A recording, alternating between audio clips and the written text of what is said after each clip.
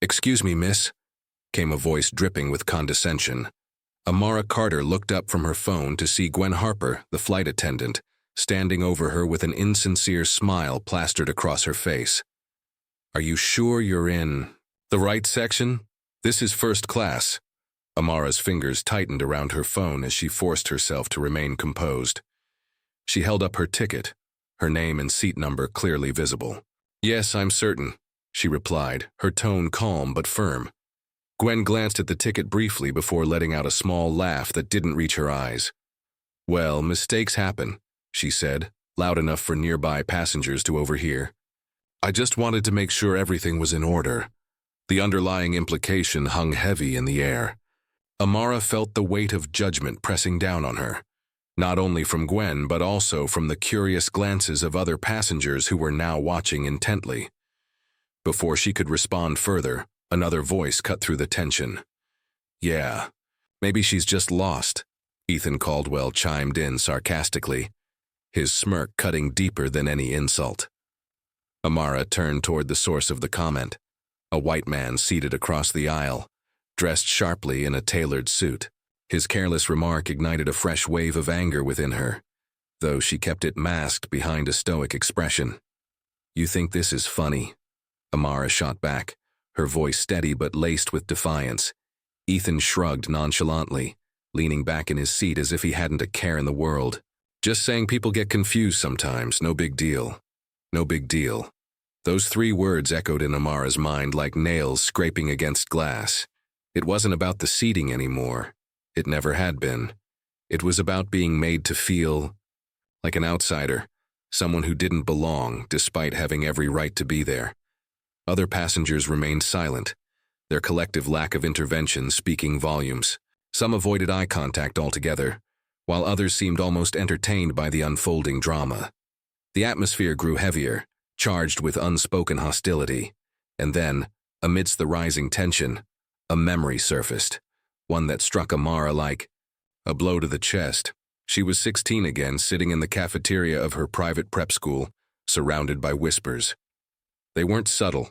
The taunts about her accent, her clothes, her scholarship status. Her classmates would mimic her voice when she spoke during presentations, laughing openly as teachers pretended not to notice. One day after class, a group of girls cornered her near the lockers. "You don't even belong here," one of them sneered. "This school's too good for charity cases like you." At the time, Amara had tried to brush it off, telling herself it didn't matter what they thought. But deep down, those words left scars, reminders that no matter how hard she worked or how much she achieved, some people would always see her skin color first.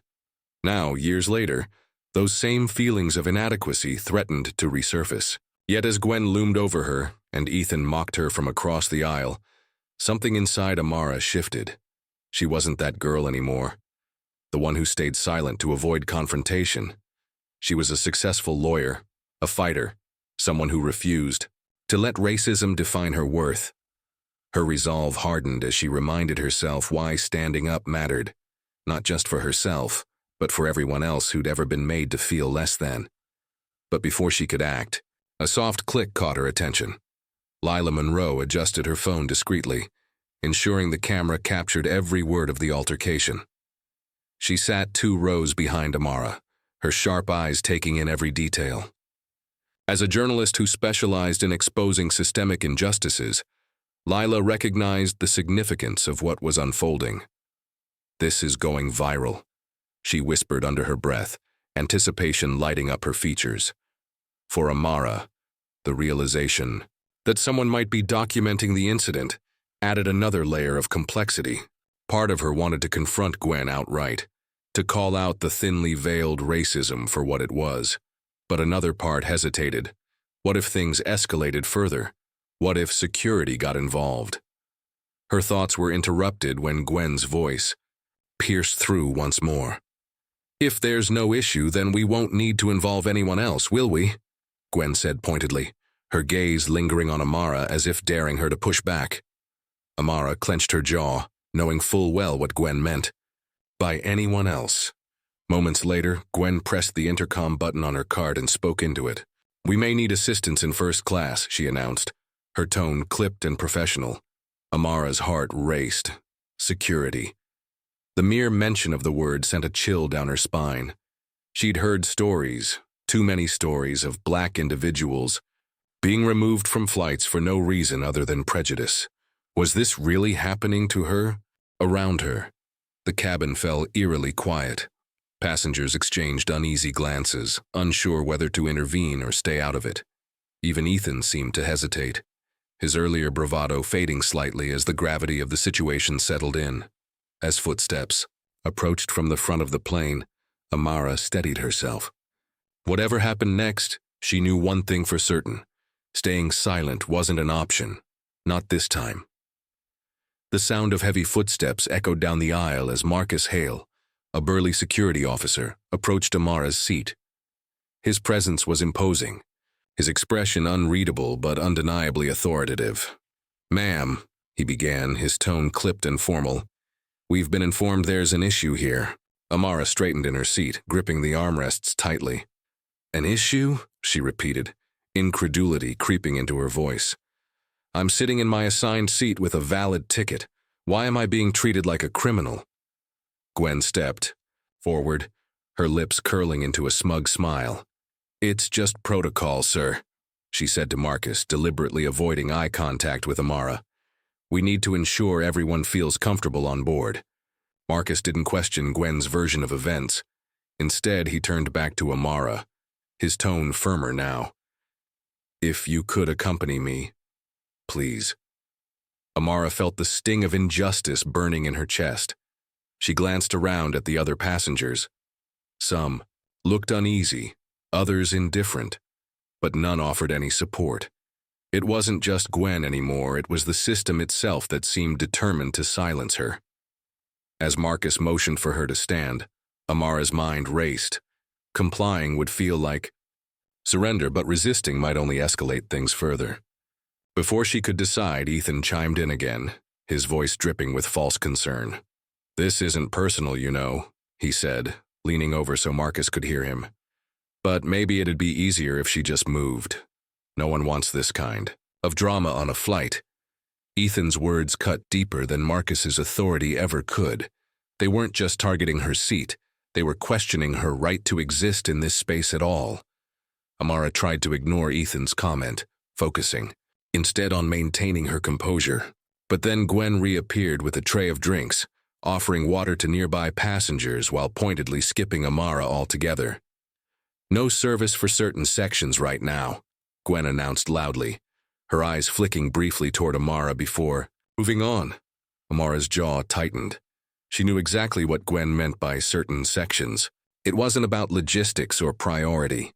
It was another calculated jab designed to remind her where she supposedly belonged. A young woman seated beside Amara leaned closer, whispering hesitantly, "Do you want me to say something? This is wrong." But before Amara could respond, Gwen returned, interrupting the moment. "Is there a problem here?" she asked sweetly, though her glare made her true feelings clear. Amara met her gaze steadily, refusing to back down. "Not unless denying someone basic courtesy counts as a problem." Gwen laughed lightly, feigning confusion. "Oh dear, I didn't realize you were thirsty. I'll make sure to bring you something next time." Her patronizing tone ignited fresh anger within Amara. These microaggressions weren't isolated incidents. They were part of a pattern meant to wear her down, chip away at her confidence until she doubted herself entirely. And yet, even as frustration simmered beneath the surface, Amara refused to let them see her crack. Not yet. Just when Amara thought things couldn't get worse, Gwen struck again. Sensing Amara's growing defiance, she raised her voice slightly, addressing Marcus directly. "She's been very disruptive, sir," Gwen declared, gesturing vaguely toward Amara. "Refusing to cooperate, raising her voice, it's making other passengers uncomfortable." Amara stared at her, stunned. Disruptive, raising her voice? The audacity of Gwen's lies left her momentarily speechless. Marcus frowned, glancing between Gwen and Amara. "Is that true, ma'am?" Before Amara could respond, Ethan jumped in once more, nodding emphatically. Yeah, she's been pretty aggressive. Honestly, I think it's best if she just steps aside. Aggressive. The word hit like a punch to the gut. It was a label she'd heard too many times before. A stereotype weaponized against black women who dared to assert themselves. Amara clenched her fists under the table, fighting the urge to lash out. She wanted to scream, to demand accountability, but she knew how it would look, angry, unhinged, exactly how they wanted her to appear. Around her, the tide shifted subtly. Passengers who had previously seemed neutral now exchanged wary glances, their body language betraying discomfort. Not with Gwen's behavior, but with Amara's perceived defiance. Even Marcus seemed swayed, his stance stiffening as he took a step closer. "Ma'am, I'll need you to come with me," he said firmly. Amara swallowed hard, searching for allies among the faces watching her. Most looked away, unwilling to meet her gaze. All except one. Seated, near the front of the cabin, Mrs. Evelyn Brooks caught Amara's eye. Her expression was calm but resolute, radiating quiet strength. Slowly, almost imperceptibly, she nodded. "You're not alone," Evelyn mouthed silently, her lips forming the words with deliberate care. Those three simple words carried more weight than anything else Amara had experienced that day. In a sea of hostility, Evelyn's solidarity felt like a lifeline, a reminder that resilience often came not from standing alone, but from finding others who understood the struggle. Amara managed a small, grateful nod in return, drawing courage from Evelyn's unspoken support. If nothing else, she wouldn't let this moment define her. She wouldn't let them win. But as Marcus waited impatiently for her response, Amara realized she needed more than silent solidarity. She needed answers. And soon she'd uncover one that would change everything. Later, during a brief lull in the confrontation, Amara pulled out her phone under the pretense of checking emails. What she found instead sent shockwaves through her entire body. A forwarded email chain revealed the truth. Daniel Price, her firm's CEO, had personally altered her booking details.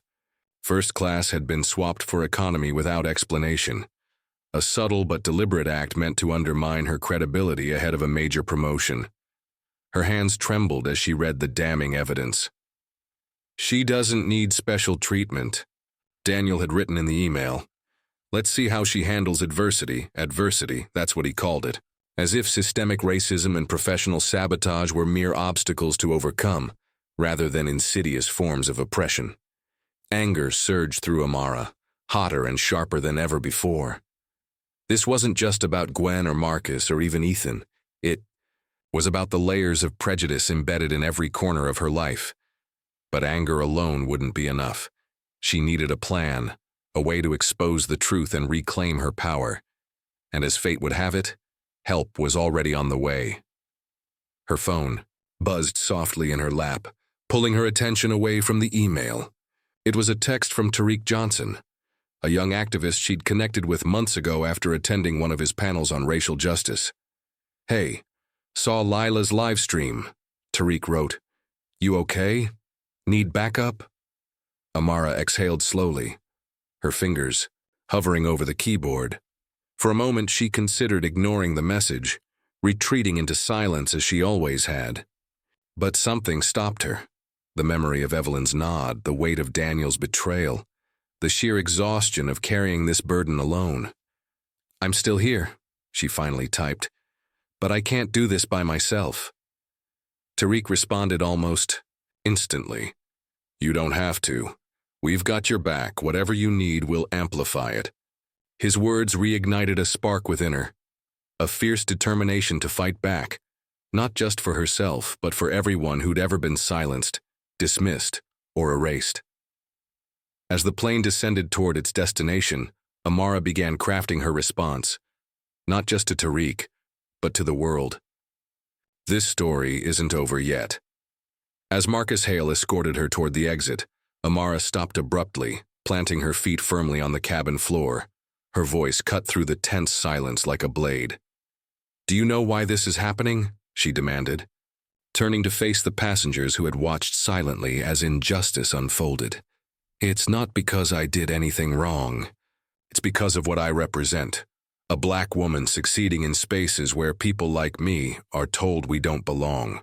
Her words resonated deeply, drawing gasps from some and uncomfortable shifts from others. Lila Monroe quickly adjusted, her phone ensuring every syllable was captured for her growing livestream audience. This isn't just about one flight attendant or one security officer, Amara continued, her tone rising with conviction. It's about a system that allows racism to thrive unchecked. A system that lets people like Gwen question my worth while ignoring their own biases. And when I stand up, they call it aggression. When I speak out, they label it disruption. She turned to Marcus, her gaze unwavering. You're being used just like everyone else here. You think removing me will solve the problem? No, it'll only reinforce the cycle of oppression. The cabin fell eerily quiet, save for the faint hum of Lila's phone broadcasting the moment to thousands online. Comments flooded in. Angry, supportive, outraged. The world was watching now, and Amara knew she couldn't back down. But before she could say more, a commanding voice interrupted. What's going on here? Captain Ryan Fletcher strode down the aisle, his uniform crisp and his presence authoritative. His sharp eyes scanned the scene, Amara standing defiantly, Marcus looking uneasy, and Gwen hovering nearby with a forced smile. Ryan approached Gwen first, his tone clipped. Explain yourself, Gwen stammered, clearly caught off guard. Sir, she's been causing trouble. Trouble, Ryan interjected sharply. I've seen the footage. You questioned her right to be here despite valid proof. Then you escalated things unnecessarily. He glanced at Marcus. And you're supposed to protect passengers, not intimidate them based on baseless claims. Turning to Amara, Ryan's demeanor softened slightly. Ms. Carter, I apologize for how you've been treated. Please return to your seat. You have every right to remain on this flight. The cabin erupted into murmurs as Gwen flushed crimson, her earlier confidence crumbling under Ryan's rebuke. For the first time, Amara felt a flicker of vindication, not just for herself but for all those who'd faced similar indignities without resolution. As she walked back to her seat, heads turned to follow her, whispers trailing in her wake. But the confrontation wasn't over yet. When Amara reached her row, Ethan Caldwell stood awkwardly, blocking her path. She braced herself for another snide remark, but instead he extended a hesitant hand. I owe you an apology, Ethan said, quietly, his usual arrogance replaced by genuine remorse. What I said earlier, it was wrong. I let prejudice cloud my judgment, and I'm sorry. Amara studied him carefully, searching for sincerity behind his words. Why now? She asked pointedly. Because everyone's watching, Ethan? Shook his head, his voice trembling slightly. No, because I've been there. On the other hand, I grew up hearing racist jokes at family dinners, making excuses for them instead of calling them out. Today, I realized I've become part of the problem. His admission stunned Amara, and the surrounding passengers. Some nodded approvingly, while others exchanged skeptical glances. Still, Ethan's apology carried weight, even if it couldn't undo years of harm. For what it's worth, he added, lowering his voice, you handled yourself with grace and strength. I hope you can find a way to forgive me, for today, and for everything else I've ignored. Amara didn't respond immediately. Instead, she took her seat, leaving Ethan standing uncertainly in the aisle. Forgiveness would take time, but his words marked a small step toward accountability. Once settled, Amara pulled out her phone, scrolling through notifications pouring in from Lila's livestream. Hashtags like #Steig Justice for Amara and Expose Systemic Racism trended rapidly, accompanied by calls for action against the airline. She opened a new post, typing furiously, To you, Claire Bennett, CEO of Skyline Airlines. Your employees' actions reflect your company's values, or lack thereof. If systemic racism continues unchecked, expect us to hold you accountable publicly. Within minutes, replies poured in, supportive messages, stories of similar experiences, and demands for immediate reform. The pressure mounted, forcing Claire Bennett to respond. As the plane landed, news alerts buzzed across phones throughout the cabin. Claire Bennett was en route to the airport personally to address the situation. Amara smiled grimly, knowing the real battle was just beginning. With the world watching, she prepared to confront not just an airline, but an entire system designed to silence voices like hers. Minutes after disembarking, Amara found herself face to face with Claire Bennett, the airline's impeccably dressed EO. Cameras flashed as reporters jostled for position, capturing every word of what was supposed to be a moment of accountability. On behalf of Skyline Airlines, Claire began, her tone polished but lacking genuine remorse. I deeply apologize for the treatment Ms. Carter endured today. Amara crossed her arms, unimpressed. Your apology means nothing unless you address the root cause of this issue, she countered sharply. This isn't just about me. It's about Gwen Harper and others like her who've been allowed to discriminate unchecked. Claire hesitated, clearly caught off guard by Amara's directness. After a brief pause, she admitted, We've received complaints about Ms. Harper before. Multiple times, in fact. Each time we failed to act decisively. The admission sent shockwaves through the crowd. Reporters scribbled furiously while social media erupted anew with hashtags like Accountability Now and Fire Gwen Harper. Amara seized the moment, leaning closer to Claire. You're not just apologizing to me. You're apologizing to everyone who's ever been dismissed, humiliated, or silenced because your company prioritized profits over people. Claire nodded stiffly, visibly shaken. But Amara knew this wasn't the end. There were still deeper layers of injustice to uncover, and one revelation would change everything. Later that evening, Amara stood at a podium during an impromptu press conference organized by Tariq Johnson. The room buzzed with anticipation as journalists and activists gathered to hear her story firsthand. I'm here not just to expose racism within Skyline Airlines, Amara declared, her voice steady but charged with emotion, but also to reveal how institutional prejudice extends far beyond a single incident. She held up her phone, displaying the damning email chain between Daniel Price and the airline's booking department. My own boss orchestrated this entire ordeal. He downgraded my ticket intentionally to undermine my credibility ahead of a major promotion. Gasps rippled through the audience as the screen behind her projected the emails for all to see. Journalists shouted questions, their pens moving furiously across notebooks. This isn't just about me being black, Amara continued. It's about how systemic racism infiltrates every aspect of our lives, even workplaces where we're told merit matters most.